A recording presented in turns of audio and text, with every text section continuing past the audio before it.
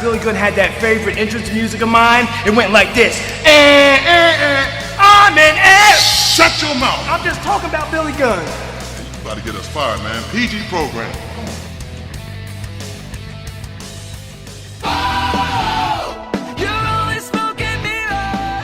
Welcome back to Beyond the Beermat, the podcast that will definitely remember you little people when Saudi Arabian princes are hiring us to do a show abroad. We will be there at the top of the card. Basically what we're going to do is phone it in. Do I get a nice green belt for it? Yeah, like a trophy also. Actually, the only problem with that is you won't be able to drink. Bad call. Australian show would be quite good though. What would they have done if Steve Austin was around there? Would it be like banned from the show? It would become like the Right to Censor version of Steve Austin. The Sandman could hit himself in the head with a can of pop. Yeah, this is Beyond the Beermat. My name's Stuart Quigley, alongside me, as you just heard, Billy Boy. And before we get into the hardcore action of today's podcast, which the title obviously leans toward, there's a wrestler and a guy who I've been watching a lot of videos of lately, and I don't think a guy like this exists now. Repo Man. No, definitely Repo Man doesn't exist. No, good. Not good for him, but good. Yeah. Tajira. I'm not joking, right? There weren't that many bad matches. He was a small guy that you would believe against a bigger guy. Yeah. And generally speaking, even though his character spoke very little to no English, he still was very charismatic. He was. It was all his facial reactions with William Regal. Oh no, him and William Regal were a great tandem, and also I seem to recall him and Jamie Noble having a very good feud. That was when Jamie Noble he had money, and it was like Tajiri and Tori Wilson and Nydia and Blind Nydia. Yeah, that was around that sort of. Because wasn't it? It was Tajiri that blinded Nydia. It was, yeah. The old green mist. That's sad though, isn't it? What is a great wrestler, charismatic and everything. You associate him with spitting in someone's face. What, Carlito? Oh, yeah, apple, green mist. Same thing. Yeah. It's green, to be fair. Same damage. Yeah, exactly. Apple probably hurts more, to be honest. Depends if you throw the core at them. And I'm not talking about that terrible collection of wrestlers that was at the Nexus. That was a great stable. They should have been pushed to the moon. That's what you mean to get away from this planet? Yeah, pretty much, yeah. I know, kids and that, they sort of pop for anything pretty much, but I don't think anyone once heard the Core's music and went, yes! Who's in the Core? It was Wade Barrett, Heath Slater. Who were the other two? Justin Gabriel. Because it was Slater and Gabriel with the tag team. Okay. Was Ezekiel Jackson the other one? I've got a feeling it was. That was the first thing that came into my head, and I thought, nah, he wasn't part of Nexus, it can't be. Yeah. Was it? I think it might have been, yeah. Man, he should have been world champion. Jeez. Remember when we met? Well, I'll say we met him. I tapped his hand once. He walked past us on the line. He was flipping huge, he was, wasn't he? Mm. No, this is what I'm saying. It's if you think now the characters that they've got now, some of the bigger guys, and actually some of the smaller guys to a degree. Someone like Tajiri, you would think, okay, him going up against a bigger person, you could sort of buy it. But none of the littler guys now you would buy. It's because of his style and because of this sort of gimmick and everything.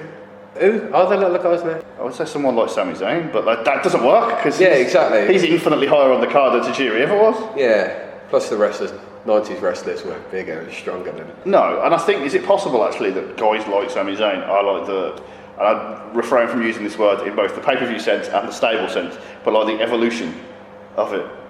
How do you mean, evolution? In the sense of, when everyone got smaller, the smaller guys' role sort of disappeared in that regard, like Tajiri. Imagine a guy like him on 205 Live now, he would look far and above everyone on that roster. And yet, the guys on 205 Live was essentially what Tajiri was back in the day. Yeah, that's true actually. I don't think it's in a horrible way. 205 is sort of seen as the freak show of the WWE, isn't it? Do you know anybody that watches that? Not really, no. Yeah, I had the network and I wouldn't watch it. The only reason I've watched it is for Drake Maverick, and that's literally because it's from Birmingham. That's it. Just want to hear you talk like that all the time. Basically, great draws. Yeah. 205. Well, yeah. It's not the only reason they put him as general manager because of the hilarious way he pronounces the word 5. Pretty much. Yeah. And also us, by the way. We're definitely close friends with it. I think cruiserweight in general is a really weird thing that WWE throws around in terms of what I think of as a cruiserweight. They probably think of as just a smaller guy. Yeah, but this all stems back to WCW, doesn't it? Because, I flip between Nitro and Raw on a Friday night at home. And one of the highlights of WCW, along with the NWA, obligatory NWA, was the cruiserweights. It was quality watching people like Parker and Eddie Guerrero and people fly around the ring. And the WWE tried to replicate it, didn't they? The cruiserweight title, but there was one decent wrestler. No, that division was better than you think. Go on, I know he was part of it. Jamie Noble, Matt Hardy with his scales. I don't care. Crash Holly, you mean? No, Matt Hardy he has to lose enough weight to get to. I don't remember that. Yeah, definitely. That was when he was out with Shannon Moore in the original sort of run. Tajiri's definitely part of it. Noble, as I've mentioned. Who else was there? Rey Mysterio, obviously. Rey Mysterio. Chavo, and then obviously his dad won it for no particular reason. Chavo Classic. Yeah, Chavo Classic was great. What a name! What a name!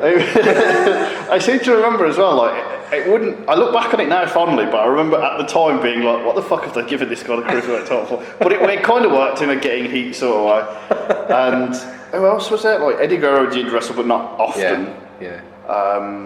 Most of like SmackDown, other than Brock Lesnar and Kurt Angle, were cruiserweights at one time or another. Okay, then we're going to move on then to the actual main topic of today's show, and basically off the back of WWE presents Red Hell in a Cell, Sponsored by Snickers. yeah, the pay-per-view that wow, and do you know what? As sarcastic as I'm about to be about this particular aspect of this pay-per-view, I think that's probably one of the best pay-per-views of the year. Aside from the main event ending, which sort of sours the whole thing. Yeah, you can't send the crowd home by doing that. When Mick Foley got thrown off that Hell in a Cell, so he got thrown off the Hell in a Cell and chokeslammed through the roof of the cell about 20 foot down again. Undertaker pinned him. Now Brock Lesnar kicks a cell in, hits someone with a table a couple of times, F5s them, and that's it. We're out of time, folks. Stop the match. Yeah. Stop the match right now. That was garbage. But the rest of the pay-per-view, yeah. I think, okay, we'll start with that then, because basically what we're going to talk about is the idea of what has happened to violence in the WWE and sort of the idea that what people think is hardcore, what actually is hardcore, and what the comparison between what they used to do versus what they do now. My first comment is basically what you said. Mick Foley has basically been wheeled out on this year's pay-per-view just to sort of go, oh my god, the dangers of the cell. And first of all, I think everyone that was on this pay-per-view was from Raw the next night, so there aren't that many dangers. Can I say, Mick Foley probably took a more dangerous bump by getting mace in the eye. That was the most dangerous bump in the entire cell, wasn't it? Actually, Ambrose and Ziggler. Yeah. They jumped off the cell with about 5 minutes left, so the weak finish didn't ruin the crowd. Well, the whole thing was sort of smoke and mirrors, not like Cody Rhodes music. That is awesome music, by the way. Yeah, no, I'm fine with that. But now you've got it in your head, don't you? Yeah, exactly. And to sort of, I don't really understand this, to try and mask the idea that Braun Strowman's not winning the title, so we have to have Braun Strowman in a Hell in a Cell first of all, and then throw in 4 other guys, and then throw in Brock Lesnar, and then throw in a non-finish just to sort of, I don't know, protect him. Why not just have him not cash it in the first place? Well, I was just about to say that. Did they? Because I've been watching Raw, and I think they've conveniently forgotten this before the pay-per-view. They've conveniently forgotten that he's cashed in his money in the bank for this. Yeah. He's not earned this title shot. He's cashed in money in the bank. So he's also gone from a guy that could beat up the Shield on his own to a guy that needs 70 people to do it now. Yeah, it's always better when you got more numbers. Yeah, the damn numbers game makes it easier. I think though that this is a good point though. With anything, with any gimmick like Hell in a Cell, ladder match, any sort of where weapons are involved, over the years, like ladder match specifically, I think Hell in a Cell's watered down anyway, but ladder matches are really bad for just not a lot I haven't seen.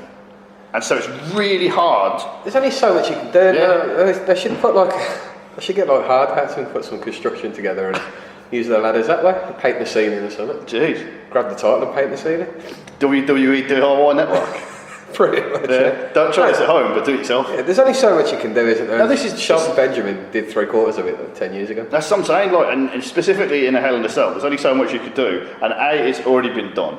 I mean, if people were flying themselves off cells every year, then we'd be a bit desensitised to it. Yeah. And I still think that we're desensitised to it anyway, because they will Mick Foley out at every given opportunity. I also don't like the fact that they keep saying over and over and over, they're going into Hell in a Cell, so nobody can interfere and get into the cage.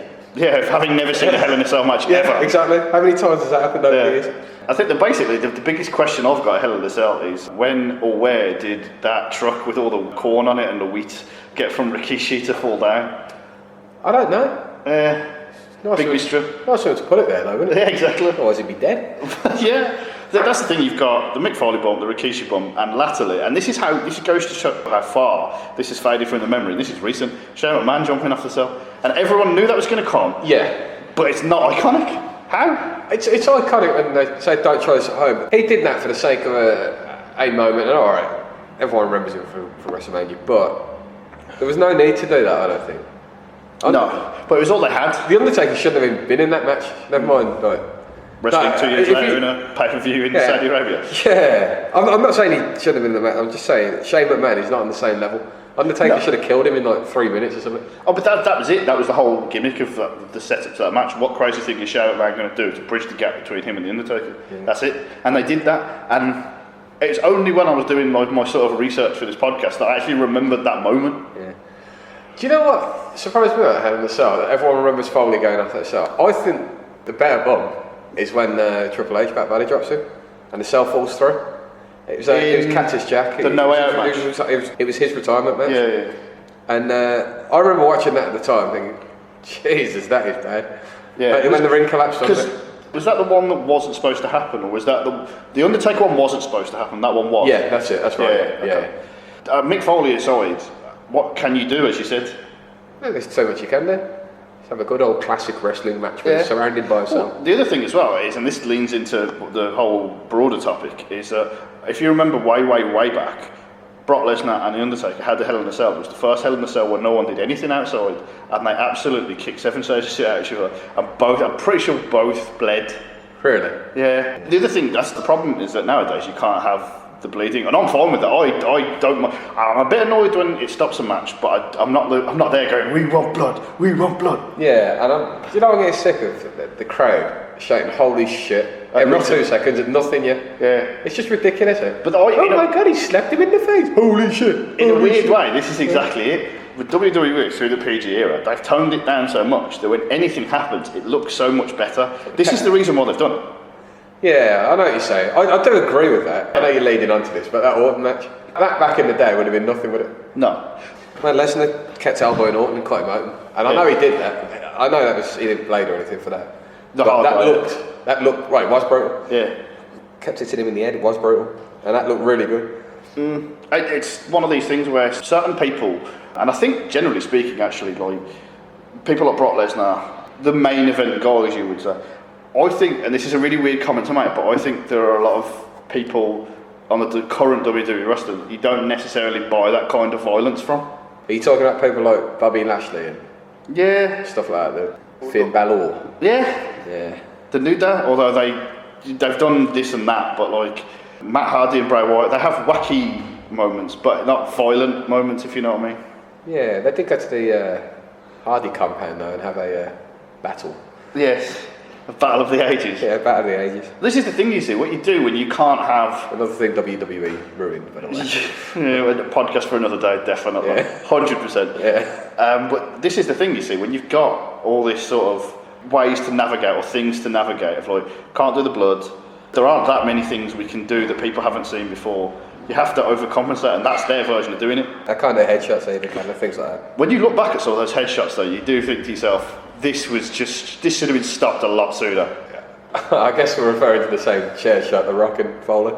I've watched that back, and that was needlessly stupid. Yes. There's a couple, actually, that spring to mind. Dwayne and his pec plants. Jeez. That's what he had, that's why he had the shirt, wasn't it? But Benoit and Jericho at the Royal Rumble, that's vicious. Yes, that was bad, that was bad. And if you go way back, you won't remember this because this is such a niche reference, but the week after, and this is such a dumb TNA move as well, the week after they banned chair shots to the head, go on YouTube, find this, TNA had, I can't even remember who was involved, but had someone take a chair shot, like it's one of the most sickest front-on chair shots I've ever seen, just to go, yeah, we're hardcore, we're different, and it gave me brain damage watching it, that's how bad it was.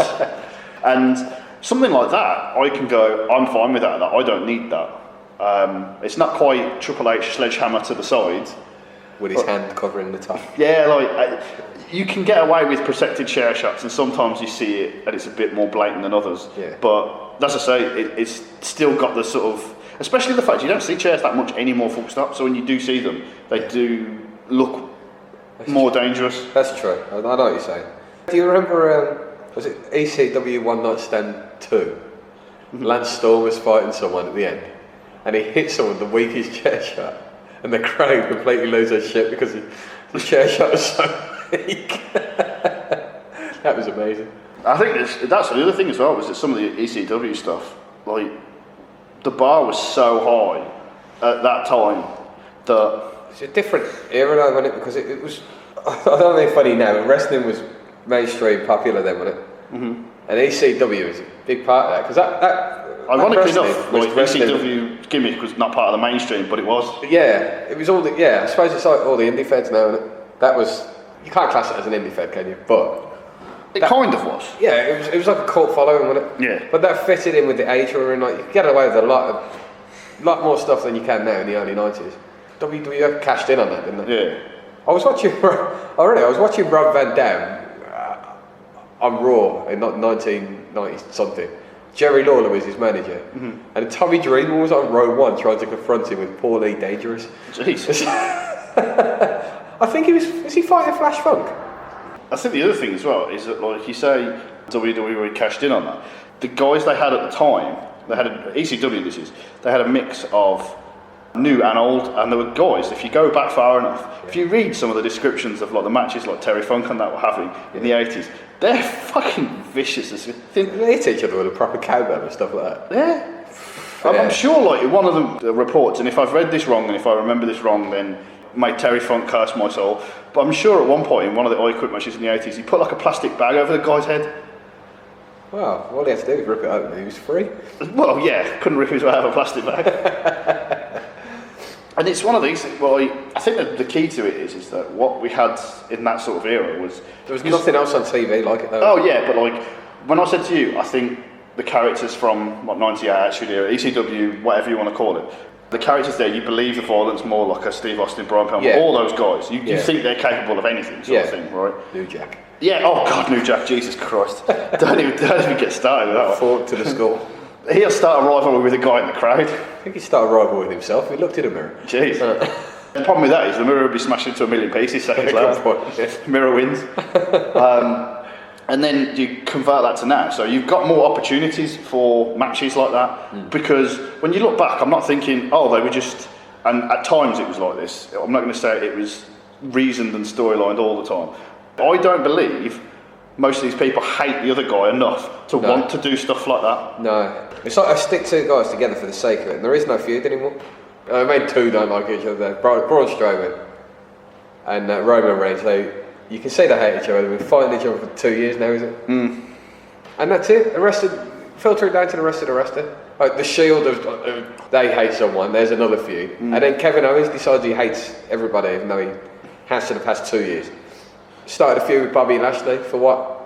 Took his friend out. Right, that happened weeks ago. Now you're just starting this. Right? Wrestling amnesia, it works. Who writes his shit seriously? Right? And everyone else on the roster just fighting each other for the sake of fighting each other. Oh yeah, but like, you don't quite get it this bad. But one of the things that really, really pisses me off in any kind of heated rivalry is when they have a rivalry, and there's one guy I'm thinking of particular here, and the first thing they do in this match is a headlock. You've been talking about how you... Name the rest, name and shame now. I believe he rhymes with Landy Orton. Ah, that guy. Sandy Dorton. That famous wrestler. But like, Orton is actually a good point to hit upon actually, because he's had an interesting career in that when he was made by Mick Foley and that feud. Is this when he was the legend killer? Yeah, what great gimmick that was. That whole feud, that got him over to be fair, didn't it? Yeah, that's how he got him over. He was boring. Do you remember on SmackDown? Yeah. Like this generic blue chip guy, Stephanie McMahon does. He was John Cena without the charisma, imagine that. Fair point. Do you remember his finishing move? Oh no. It was a flying crossbody off the top rope. Great finisher. Yeah, great finisher. Devastating fight. Was it a missile drop? It was something crap anyway. Wasn't that Maven's finisher? He kicked the Undertaker out the other exactly. Royal Rumble, didn't he? Yeah. That was, sorry to go off top again, that was fucking brilliant. That crowd pop. Yeah. And then he just kicked the shit out for the next 10 minutes. Sort of got him over. Yeah, it did to be fair. But Orton sort of solidifies himself against Mick Foley. Mick Foley is the sort of, not to use a pun, like the granddaddy of them all, especially when it comes to hardcore wrestling. And then there are reasons why I think Orton never quite hits the heights that he probably should have, and they begin with HH and H. But we get to this pay-per-view just gone a couple of weeks ago, Hell in a Cell, And I don't know for why Jeff Hardy said he'd like do something that we'd never seen before. I also know that the spot with the screwdriver really upset me, but not in the way that everyone thinks. It's only devastating and violent if you haven't ever seen anyone with that thing in their ear. Yeah, that's true. We met a guy in Houston with a thing in his ear, didn't we? Yeah. Should have pulled that with a screwdriver. Yeah, exactly. I tested it out, tested it too. It's one of these things where it's like, I think maybe 2 or 3 year olds find that violent. And I'm not suggesting he should have actually stabbed him with the screwdriver. It's like, do you know what, actually, this is a very damn good point. Reminds me of Dean Ambrose versus, was it Brock Lesnar at WrestleMania? Is that the hardcore match with no violence? Yeah. Oh, We've got weeks and weeks of like, here's Chainsaw Charlie. I was going to say that. I'm going to present to you with a chainsaw. Yeah. And it's like, I want to have all these creative weapons and do this and do that. And I think the only weapon used in that match was a chair. That match looked like Brock Lesnar did not give a shit. Yeah. And he was going to do what he always does and then walk away and get paid for it. They planned the whole match out. It's like, we're going to use this, and this. Brock Lesnar's like, I'll get back to you. Nah, I'll do a suplex and pin 20 seconds in. It's like, you go to McDonald's now with the touchscreen menu and you can take off everything, including the buns. Brock Lesnar took off everything except the suplexes. He wasn't having any of that. Yeah. But like, I'm not suggesting that WWE needs to get back to a point where, or any federation really, needs to get back to a point where it's like people are legit trying to kill someone. Although the amount of vehicular incidents where like Braun Strowman gets dumped in a garbage truck, cars get driven at people at ridiculous speeds. Did it for the Rock. Yeah. The violent levels need to be sort of balanced, obviously, and I don't want to see Titus O'Neil getting thumbtacks out every match on Raw. Find me a reason why he doesn't like the guy, and then he wants to put the guy through more pain than he's ever been put through before. Yeah. So therefore, he goes to a level that, like, this is actually a storyline. Didn't Randy Orton used to, ironically enough, back to him again? Didn't he go through this period where it was like he got to a level he never thought he was at because of the violence? Like that whole Mick Foley thing was like, now I'm better than I ever thought I could be because I didn't know I could get that violent. Ironically enough, and this goes back to my previous comment, he won the title not soon after, and then he had the thumbs down moment in Evolution. Oh yeah, I remember that. Yeah, it's good. I wish I'd have repeated that about 12 months later. Yeah, Randy Orton, violent tendencies. Like, also, that's another thing as well, and I don't know why it always ends up being the same guys, but like WrestleMania 25, you have this absolute ridiculous rivalry between these two guys. Yeah. And do you know what? That was a great feud. For me, I find it really hard to get behind Randy Orton as a face. I think he's alright. He's got a bit of character to him. When he's a face, like, it's just a face that acts like a heel. That doesn't work for me. Well, you're either a heel or you're a face. You can't, unless you're really open, then you can do what you want. Well, the problem is it worked with Steve Austin once, so they think everyone can do it. Yeah, pretty much. Yeah. But this whole it's like riding a 20-year-old cash cow, isn't it? Vince McMahon. Definitely. I don't care if you don't think that pun worked, I did. Either 4 out of 10 for it. Jeez, it's better than Randy Orton's match right into 2. really good in on him, it's fun. Actually, this point is actually to his defence. Is at WrestleMania. Has he robbed your house at some point? He invaded my house. It was Triple H first, and then it was him, and then they came through with sledgehammers. Wondering on the hate, that's all. Jeez.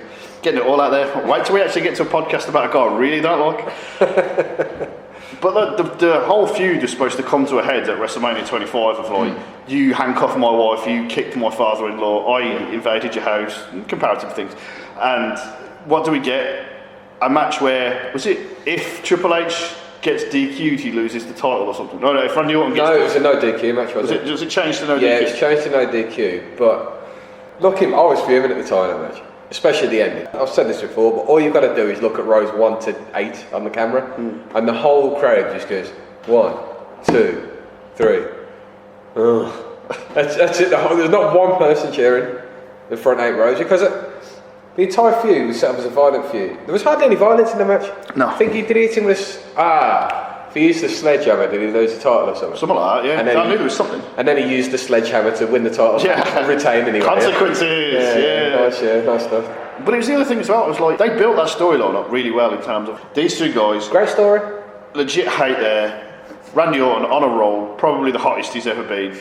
And yet, you get to that point and you go, do you know what? In matches like that, right, if you do it right, both guys can come off looking good because... Yeah. If you have a hardcore style match where they just go to town, it doesn't really matter who wins at the end because you can only take so much. Yeah, I'll give him a bit of slack at this point because I can't remember who it was, Triple H or Orton. I've heard one of them talking about that match. And if you think about it, that pay-per-view opened with a ladder match, Then there was a no holds barred match between the Hardys. Yeah. Then they had to follow it with, you had to follow up on Cena Undertaker. Shawn Michaels. Shawn Michaels Undertaker. I think that's the then hard they had to spot. follow, Cena did alright and then followed up. Yeah. But you've had like 3 high profile matches here and you're the third one. What are you going to do that the others haven't already done? Because you've seen violence in the Hardys match. Ladder match. You see something high flying and different.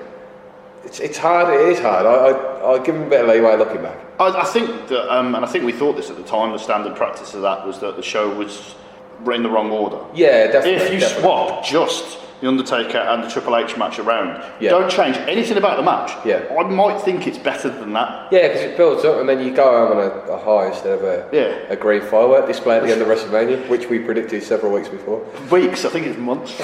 I think I was having nightmare flashes of Triple H like spitting. This feud lines up for Randy Orton to win. What should we do? Oh, he can have the title at Backlash. I can't lose at WrestleMania. Yeah. I'll say that. He's actually got an appalling WrestleMania record than Triple H. He's lost a lot more matches than he's won. He's got an appalling record of being in matches that tend to not be great for the show. I don't know, because I enjoyed his WrestleMania 17 match.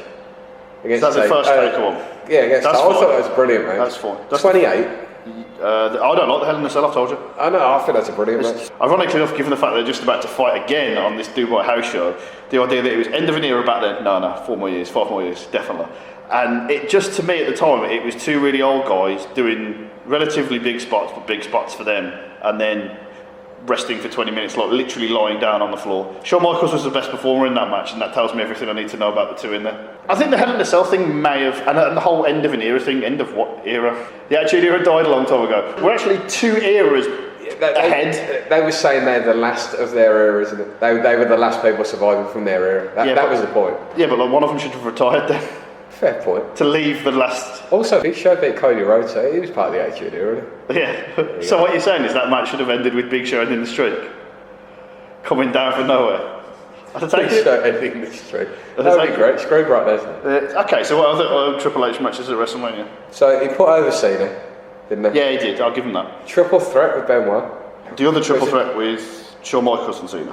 Oh, is it? Okay, so there's that. No, there was one with Orton in there as well, wasn't there? Was he there? fought Orton at 25. Yeah. How did he fight last year? He come out as a Terminator. Sting. He beat Sting. Yeah, I'll give you Sting. That is the greatest match of all time. Yeah. Right. But in Two return... decent wrestlers, the NWO, DX, and bullshit finish. That was brilliant. Old men do their thing. I'm fine. If it's contained within that, then I'm fine with it. Yeah. But yeah, I'll raise you all of those for any time he's fought Reigns, Booker T, Oh God, yeah. Booker T. That was the one. Jericho. The Jericho one again, WrestleMania 19. Was it 18? Sorry, that was WrestleMania 18. Yeah. They had to follow Rock Hogan. That's not my problem. No, it's not. But again, this goes back to Rock Hogan should have gone on last. They do have serious problems with how to put matches on last, and now they've ended up in the scenario where we work backwards from Roman Reigns goes on last. What we doing? What else are we doing? Okay, Jericho, yes, okay, fine. But the Booker T thing is unforgivable. What, the fact the racist actually won the title? Sorry, retained the title. WrestleMania 2000. Donald Trump would have loved that match. What, WrestleMania 2000? Yeah. Maybe, that was a nice little sidestep of that. But you said he's got an average record of wins and losses at WrestleMania, or a poor. I think he's lost more than he's won it. Yeah, but I would say he's got the same kind of record of good matches versus bad, and I don't mean the quality of the match, I just mean the reaction. Yeah. Bro, that's always said. If you listen to Bret Hart about Triple H, he said he's an bang average wrestler. He said he can't wrestle. I think that's harsh. I think the man can wrestle. He's been in some great matches. It is funny though, because you talk about from the segueing onwards to okay, Triple H might not be the greatest wrestler of all time, and I know we've already spoken about Shane, but whenever you put Vince McMahon in a hardcore environment, it tends to work very well. He's willing to put his body on it. It's his company, isn't it? Yeah. So he's willing to do what it takes to get a rating. But it is interesting that the guy who is giving the sort of command or whatever, the edict from down high, that we can't from the front. Yeah, we can't have absolute hardcore wrestling anymore. And yet, whenever he gets involved, it's like that's what it has to be. Yeah. You know when he fought in that Hell in a Cell match? It was DX against him, Shane, and the Big Show thing. Did he bleed in that match? Off the top of my head, I can't remember. No, okay. I think it's very possible. The problem you've got is a lot of the modern, WWE, when they bleed, you can picture it in your head immediately because they start the match. Yeah, You've got that period before then, where because they didn't stop it, I don't know if it even happened. Right. Draws more attention to it. Makes it actually look a bit more legit when they do that though. when they stop the match. Because in boxing and in the UFC, if someone's pissing blood, they get tended to. Yeah, I do get that, and they can't piss around blood all the time. What happened with Taker a few years back, the hepatitis thing?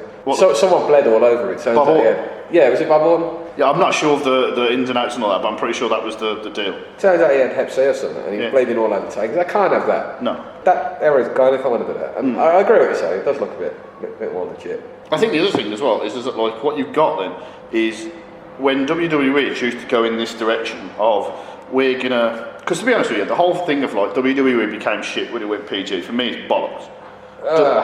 It's not about the rating, because like some of the highest grossing films of all time are PG. Pixar films are PG. You don't have adult references. We can have adult references. We can have Hornswoggle do the DX chops if you want. In fact, the PG DX, as much as I'll defend PG era, the PG era DX is one of the most irritating things I've ever seen. What's wrong with making wiener jokes when they're doing hot dogs? Oh God, just painful memories. That makes me want to like get steel chair to my head. What about Vince like cocks? Oh, again, like that's pretty bad. But so if you go in this direction where you're doing PG, and as I said, like some actual legitimate properties outside that make a lot of money outside of wrestling are not necessarily adult orientated. In fact, most of them are. You don't really get films for adults anymore, like 18s and all that. You get it's all kiddified. Like general pop culture has been sort of PG era, which is why it's shit. Which is why there's no good music and films. It's what 2018 in this past 10 years is bollocks. Are you saying we need to get back to the attitude era of life? Yeah, but everything was better in the 90s. Jeez. Well, it's music, TV. Not giving a shit about offending anyone. If I look at someone now, they file a complaint against me. I'm about to. I like my mobile phone too much to go back to an era without Wi-Fi and or internet. No, I'm not having dial-up. No, no, sir. Fair point. Oh, here's one for you. When we go to the local wrestling company, local bar. Yes. You sound like we're in the middle of Alabama, right? Yeah. The main event is Clint Margera, and every match is a hardcore match, isn't it? That's his style, though. That's his specific. That's his style, yeah. But do you look forward to that match every event? Because I do. I look forward because I know what's coming. I look forward. What did he do last time? Put a staple gun in someone's head. I thought that. Did you? Most people sat there like, ooh. Yeah. I think that's fine. It's just a case of if you're going to do that, if you're going to go with that way of wrestling, and I think actually at that level, it's more down to individual styles and its companies. I don't think you get maybe CZW, but even though I don't see stuff from them. You don't get hardcore companies, you get hardcore guys. You know, basically, if you're a promoter, you book a guy like Clint Margera, you know what you're going to get from him. Yeah. And that's it. You can't then turn around and go, oh my God, you use thumbtacks, when I've seen you use thumbtacks every other time. Yeah. No, my point is, though, do you look forward to that match? They're good matches, yeah. There's no problem with that. But I don't necessarily think they're good because of that. It's good. I think it's good to see live. I don't think you put a very good technical wrestling show. I'm going to be honest. Okay, it's the whole Mick Foley, Ric Flair argument. Do you need to do it? Don't need to. No. Yeah. But I want him to. Yeah. I enjoy watching him fall on a bed of tanks. Football in the groin had a football in the groin. That's it. All it is styles. This is the age-old argument of: do you really want to see that kind of style? In the same way that like Lucha Libre is a style, hardcore wrestling is a style. Some people shit all over it. I'm neither here nor there on that. Yeah. Alright, go for a different angle. I enjoy watching that as a one-off match. If every single match on that card was like that, it'd get boring, wouldn't it? Which is what 1998 was. Yeah. Not quite every match, but the Attitude Era was brilliant. Yeah. Excellent. Yeah. Oh, I think it comes down to the same thing as it always does, really, which is like you need to have balance with this kind of thing. The less you show of it, when you do choose to show it, it makes it look infinitely better. But if you don't do it ever, I don't want to quite go so far as this. It's not as harsh as this, but you almost like cut the balls off of the performers because like you've heard that story of when Jericho and Batista had their like feud-ending match, and then they had a conversation about whether someone should bleed or not.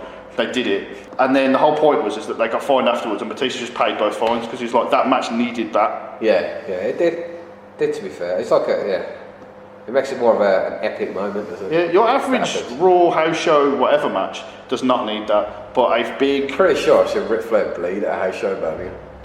Pretty sure I have. I'm not surprised. His forehead was like the bloody Grand Canyon on the cut.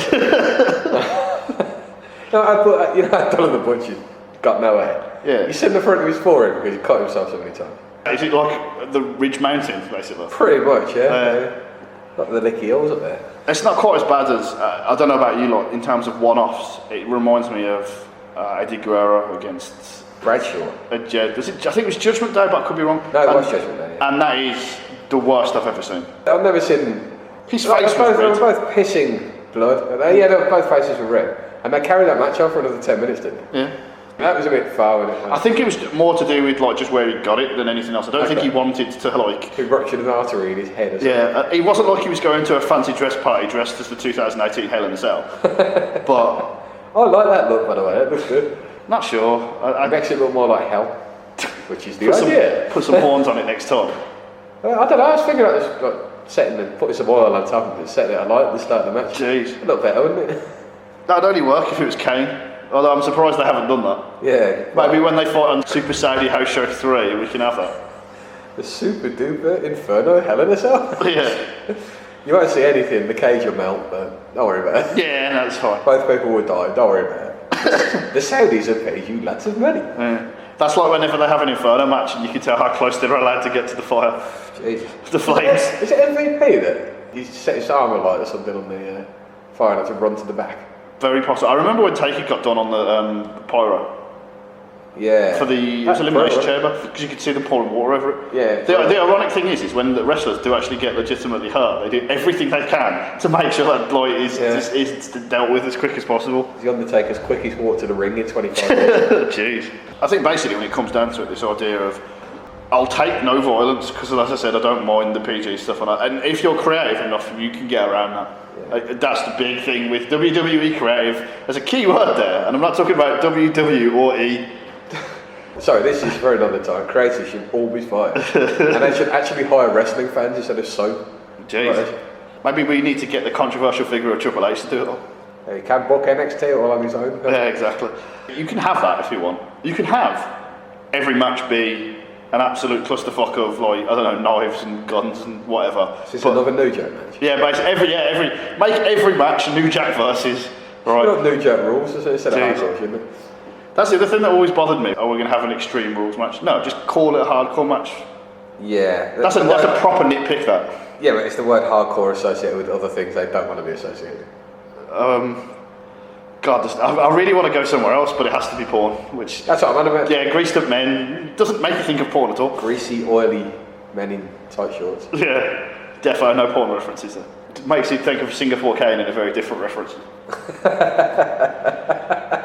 The problem is if you go, and again, if you go too extreme, like probably we just have, it looks shit because every match is the same. Agreed. And as you said, so you go in the middle, and this goes back to what you're saying about just saying holy shit for anything. Don't show me Randy Orton poking a screwdriver through where there's a hole already in someone's body and go, that's too extreme. What have you done? No, like either.